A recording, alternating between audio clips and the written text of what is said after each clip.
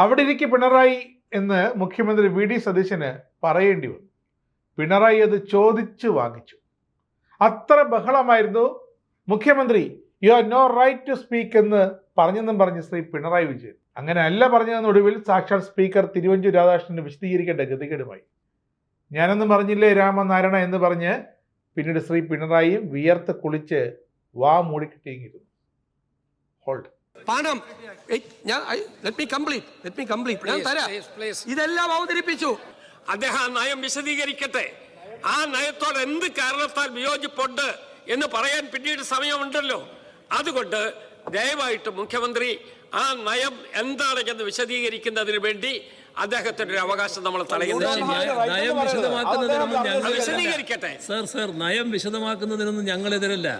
ഏത് ഗവൺമെന്റും ആ ഗവൺമെന്റ് നയം വിശദമാക്കണമല്ലോ. അത് മുഖ്യമന്ത്രി തന്നെയാണല്ലോ സംസാരിക്കേണ്ടത്. അതിനെയൊന്നും ഞങ്ങൾ തടസ്സപ്പെടുന്നില്ല. ഇവിടെ അദ്ദേഹം കേരളം എത്തിച്ചേർന്ന ഒരു സ്ഥിതിയെ വിശേഷത്തെ പറ്റി പറഞ്ഞു. അതാണ് ബഹുമാനപ്പെട്ട ബാലഗോപാൽ ചോദ്യം ചെയ്തത്. അത് CAG റിപ്പോർട്ടിൻ്റെ അടിസ്ഥാനത്തിൽ ചോദ്യം ചെയ്യാനാണ് ശ്രമിച്ചത്.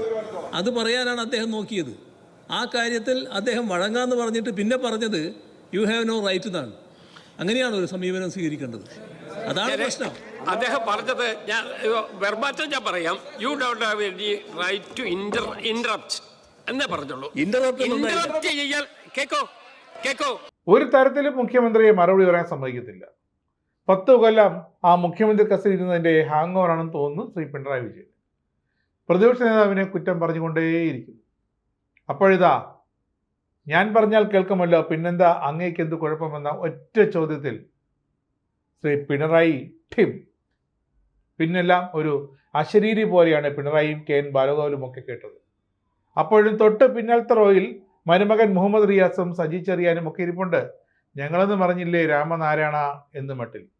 ഇനി ഭൂമി അകത്ത് ഇടിഞ്ഞു വീണാലും ഒന്നും കണ്ടില്ല, ഒന്നും കേട്ടില്ല, ഒന്നും മിണ്ടില്ല എന്ന മട്ടിൽ.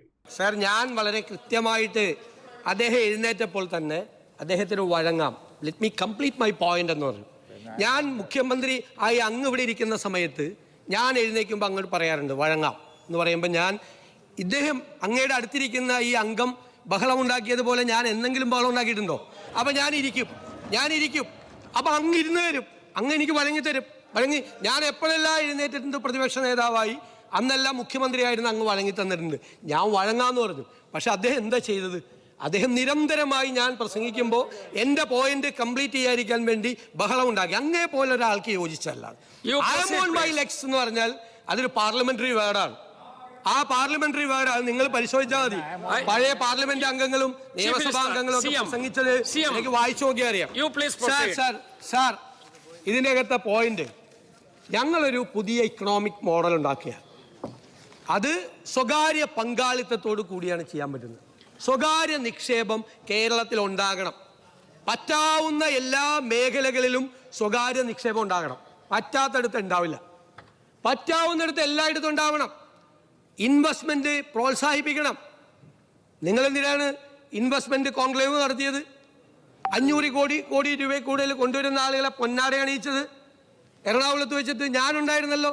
ഞാൻ ആ വേദിയിൽ വന്നിട്ട് ഇൻവെസ്റ്റ്മെന്റിനെ ആകർഷിക്കാനുള്ള ഈ കഴിഞ്ഞ ഗവൺമെന്റിന്റെ മുഴുവൻ നടപടികളെയും പൂർണ്ണമായ പിന്തുണ കൊടുത്ത ആദ്യത്തെ പ്രതിപക്ഷ നേതാവായ പൂർണ്ണമായ പിന്തുണ മുഴുവൻ അദ്ദേഹം ഉണ്ടായിരുന്നു. പഴയ വ്യവസായ മന്ത്രി അന്ന് വന്നപ്പോൾ അത് ഞങ്ങൾ വന്ന് പൂർണ്ണമായ പിന്തുണ കൊടുത്തു. കാരണം ഇൻവെസ്റ്റ്മെന്റ് വരണം.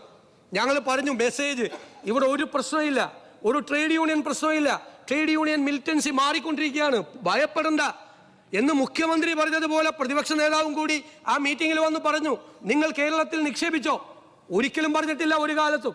കാരണം ഇവിടെ ഉണ്ടാകണം, കേരളം നശിക്കരുത്. അപ്പോൾ ഇക്കണോമിക് മോഡൽ ഉണ്ടാവും.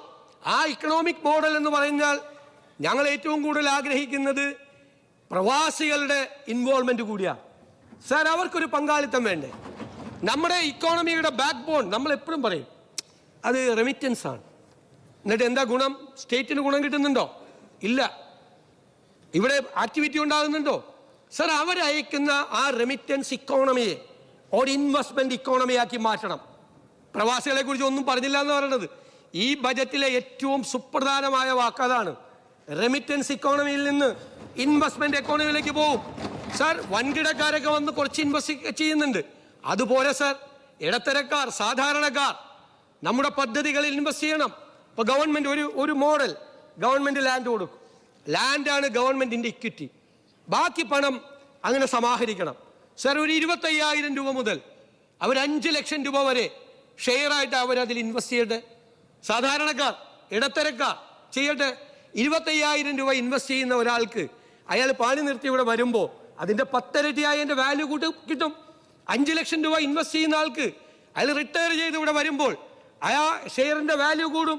കെ കരുണാകരൻ ഉണ്ടാക്കിയ സിയാൽ മോഡൽ എന്തെല്ലാം വിമർശനങ്ങളാണ് സാർ ഉണ്ടായത്? എന്താ ഉണ്ടായത്? ഇന്ന് ആ ഷെയറിൻ്റെ വാല്യൂ എത്രയാണ്?